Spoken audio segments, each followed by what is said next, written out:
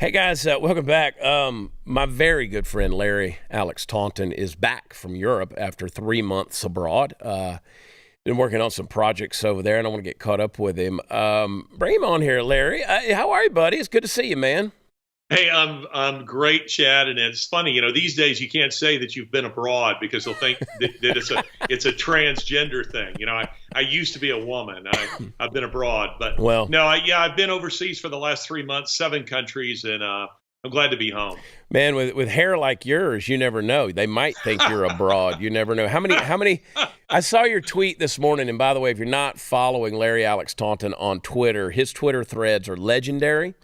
They're informative, they're educational, they're historical, they're packed with solid arguments and Little facts. smart ass. A little bit of smart ass mixed in, which is why you and I get along so well. You were telling me when you were in Europe, or you were saying on Twitter how many different people that you get confused by, or they say you look like somebody, Yeah, that's right. like That's Jeff so funny. Bridges or Richard Yes, Gere, or it's so funny. I had somebody tell me a guy told me in Budapest. He said, hey, he was a hotel like doorman. Maybe about the third time I passed him, he said I looked like Kenny Rogers, and I said, was that before? Was that before or after he had the facelift? yeah. I had someone else tell me that I looked like Jeff Bridges. Somebody else said that I looked like Michael McDonald of the Doobie I Brothers. can see that. I can see that. That's funny. So it's just the gray hair and the gray beard. Soon it'll be Santa Claus. It'll be Colonel Sanders. Yeah. So the Well, older I get. well, welcome back home. I'm glad you're back. I don't like you being gone so long. Mostly because you've got a beautiful lake house that I'm ready to come back and visit again. You gotta come. It's gorgeous right now. We came back Yeah, just in time for spring. dude, envious. Gorgeous place. Anyway, you were working on a new book over there. Is that what you've been doing for the last 3 months? World Economic Forum. Yep. I mean, I was doing a variety of other things, but I went. You'll recall that in January I attended the World Economic Forum's annual meeting in Davos, Yeah. and some crazy people there, Chad. I mean, it's an interesting place to go. I didn't go into the big plenary sessions. That's the stuff you can get online. Yeah. I instead went and sort of milled about among the attendees, and it was fascinating. They're building an army of Greta Thunbergs. It's kind of frightening what they're doing. It's so when you go into a place like that, World Economic Forum, and you're talking to these people, do you kind of get the sense that these people see themselves as part of this elitist cabal? They're kind of like on the inside of information the rest of the world doesn't have. What's that attitude like? Well, yes, 100%, Chad. And let me give you a couple of good examples of that. First of all, Davos is not easy to get to. I kind of hated going to it because the older I get, the less I like to travel. And I have to do it in my work. One of the things I feel that sets me apart and that gives me some measure of value to people like you is that I'm going to these places. So I'm boots on the ground, and I'm reporting to guys like you and your audience about what's going on. But going to Davos, you can't get on a plane and fly there. It's in the Alps. Now you can if you're Bill Gates or one of these 115 billionaires that attended this thing, or 50 heads of state who attended it. And see, what they did was, where I'm going to Zurich and then taking another train and another train in order to get there, they flew their private jets into nearby a private airport near Davos. Then they couldn't be bothered, Chad, to get into their big Mercedes, BMWs, and Audis, the gas guzzling sort. Yeah. And not the cheap, entry level ones. We're Yeah. talking about the ones that are like urban assault vehicles, and they couldn't be bothered to get into those. So what they did is they then took helicopters into Davos. Then they got into these Yeah. cars and drove a block or two.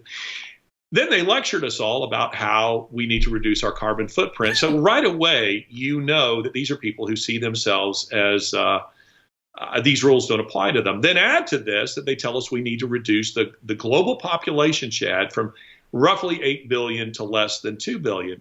Did Bill Gates commit suicide? Has he volunteered himself? He has not given himself up on that altar. No. Well, No. so yes, to your answer, they see themselves, these rules don't apply to them. What is the attitude in Europe overall towards Americans? How do they view what they perceive or what they see going on here in the United States? Great question. I think, a lot of Americans think that the rest of the world hates us, and that just isn't the case. Right. Much of the world, even, by the way, in countries you think would hate us, like, for instance, in Russia or in China or Vietnam, they tend to be, that is the common people, not the government. They Sure. tend to really like Americans, be interested in Americans, and want to engage with you, maybe get a selfie with you. Europeans are very anxious that America is committing cultural suicide. And I published in one of these latest threads that I did a magazine cover from I think it's Le Monde, which is one of the big publications in France that says the American suicide, and it says that we're being destroyed by leftist woke culture. Now, I just want to tell you something. When the French tell you you're too leftist, you need to look in the mirror. Wow. I'm going to write a song called American Suicide. That's a powerful phrase there. Yeah, I mean, when you look at what we're doing here, and this, prior to this segment, we showed how the the Cartoon Network put out a cartoon of explaining how pronouns work. So Oh, wow. when we're indoctrinating our children with Cartoon Network of how to do, and then Canada, we showed the clip where they put out a new LGBT task force against homophobia, where if you say something that's homophobic or transphobic within these basically safe spaces for the community, then you could be prosecuted and charged up to, $25,000 in fines. Yeah. So if I say, hey, throw me a Bud Light, I love that queer beer, you're going to jail and possibly to court if you say the Chad, you wrong would thing. never do that. Shit, Larry, I would push the envelope so hard on that. I mean, Kid Rock. I love what Kid Rock was doing. It was so funny. but man, I'll tell you, sometimes I sit there. I did it this morning. I look out my hotel room window and I see traffic going by, and I go, does the average American believe the BS that's being peddled out here by the mainstream media? Were you able to keep up much with the mainstream, what's happening in America there? Were you getting your news filtered kind of through European markets? Well, that's also a very interesting question. There's almost a complete blackout on real news in Europe. Now, I did have access to Twitter, so you saw that I was tweeting over there. But I don't know what the percentage of Europeans are who actually look at Twitter. But Rumble, for instance, is blocked. They can't see that there, and their media is all leftist. There's no Fox News, equivalent. And the point isn't whether listeners like Fox News or trust them or not. The point is there just aren't really any alternative media sources. So you find yourself sitting, something I like about Europe, particularly Southern Europe. Italians, for instance, are very friendly people. Right. And if you're sitting they're like Southerners. And if you're sitting at a restaurant next to people, they might engage you in conversation. You're American. Where are you from? Yeah.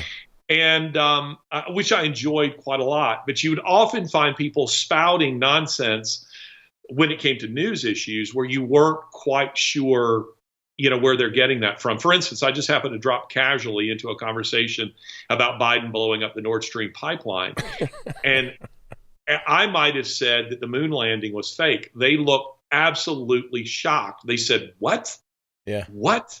And I said, no, he blew it up. This is everywhere.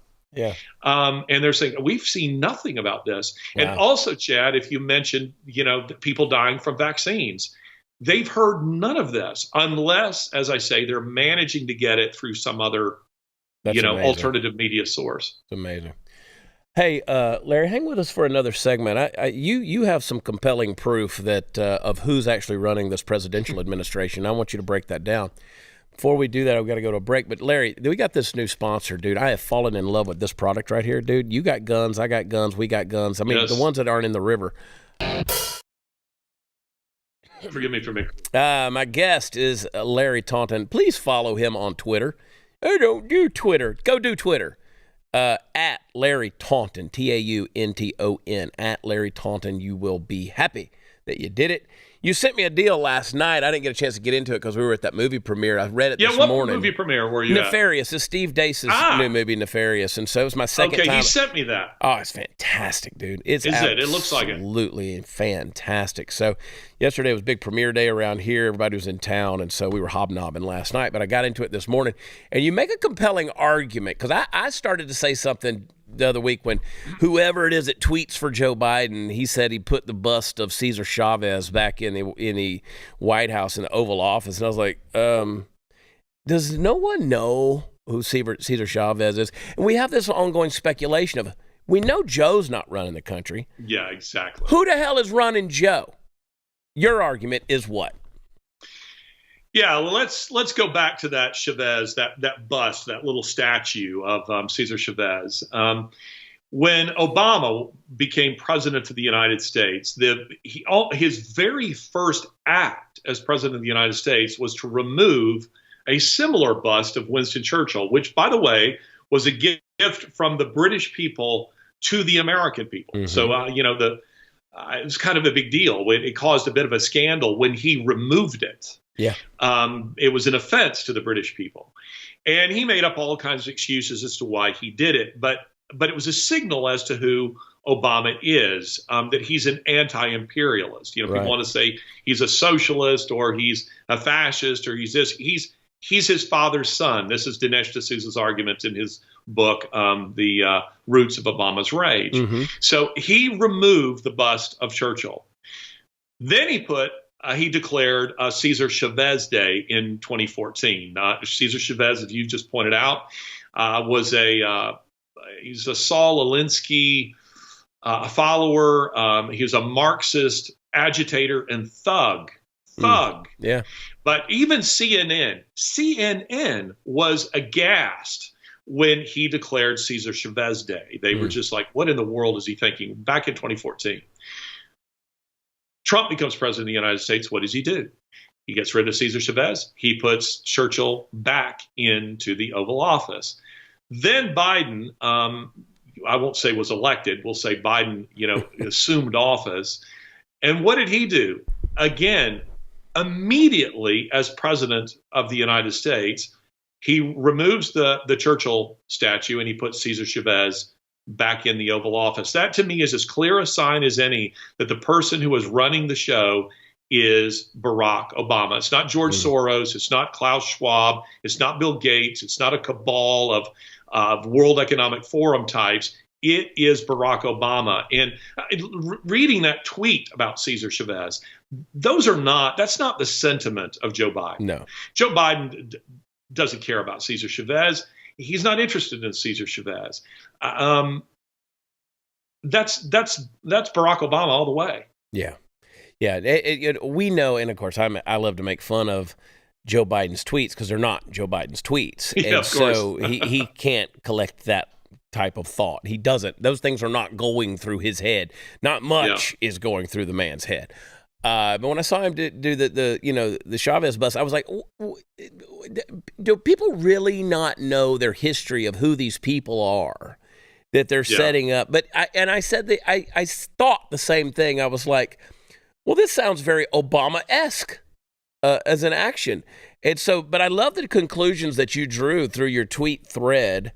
I shared it on mine as well this morning. Thanks so much, Chad. Yeah, man. Listen. Larry. Anytime you tweet something, you'll send it. And sometimes you'll send one of those long threads. You're like, see what you think, bro. I love it. You've done the research. I love it. I promise you. And I'm always quick to retweet it. And I love the way you put those threads together. You even add pictures in there. It's like reading a little mini book. But yeah, dude, we're in trouble as a country. This Trump indictment thing, if they can go after him, they can go after all of us. 100%. And we're in trouble, man. You've been in some places around the world. You've seen some things. Yep. The economic alliances that are being made against the dollar around the world, we're in trouble.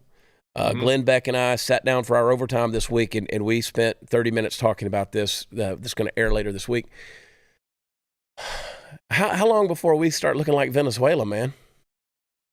Well, it's interesting you say that. I think you know that I've been over 60 countries, and earlier this year and last year, I was in South America. I've spent a lot of time in South America following what is happening. Now, this relates to what you're talking about, following what is happening there, because, excuse me, you have these burgeoning democracies there in Brazil and in Colombia that now have elected actual criminal terrorist leftists, supposedly, and most people don't believe they were actually elected, that these are actually individuals. There was some election rigging of the kind that we saw in the United States. So suddenly you have these Marxist, leftist, former terrorists in charge in Brazil and in Colombia. And Petro, who's now the president in Colombia, has declared himself a good friend of Maduro in Venezuela. And you saw Colombia was starting to do this, starting to climb out. Medellin today is one of the safest and most beautiful cities in South America. 30 years ago, it was Pablo Escobar's killing fields. Right. But Colombia has seen some real progress. All that is about to be reversed. And I predict that within a decade, it is the next Venezuela, probably the same with Brazil. So how long will it take for this to take place in the United States? Not long if we keep going the direction that we're going. Chad, I'm going to say something that's quite jarring here. They'll accuse me of being an insurrectionist when I say this. But there needs to be a movement of the states no longer cooperating with the federal government, saying we will no longer send you federal tax revenues. I'm not calling for armed insurrection. I am calling for a peaceful resistance. I'm actually not calling even for a secession of states. I am saying that there needs to be a declaration on the part of the states that we have a rogue, I would argue, terrorist government. They are producing terrorists. That's what they're doing in radicalizing youth, like the one who walked into this school and began shooting these Christians. That's the next Twitter thread, is how the left is producing terrorists. So I think we need to stop cooperating with the federal government. Yeah, they are definitely weaponizing the mentally ill, that's for sure. Larry Alex Taunton, you can find him at LarryAlexTaunton.com. Am I right on that? Yes, Larry perfect. And at Larry Taunton. My brother, I'm coming to see you. I will see you at the lake in Alabama. All right. Looking forward to having you here. I brought back some Cuban cigars. So let's go, baby. We'll enjoy it. I'm waiting for you, buddy. Thanks so much for having me. God bless you. I'll talk to you soon, Larry. God bless you. All right. Take care. Bye. Bye-bye. All right, guys. Hang tight. We'll be right back.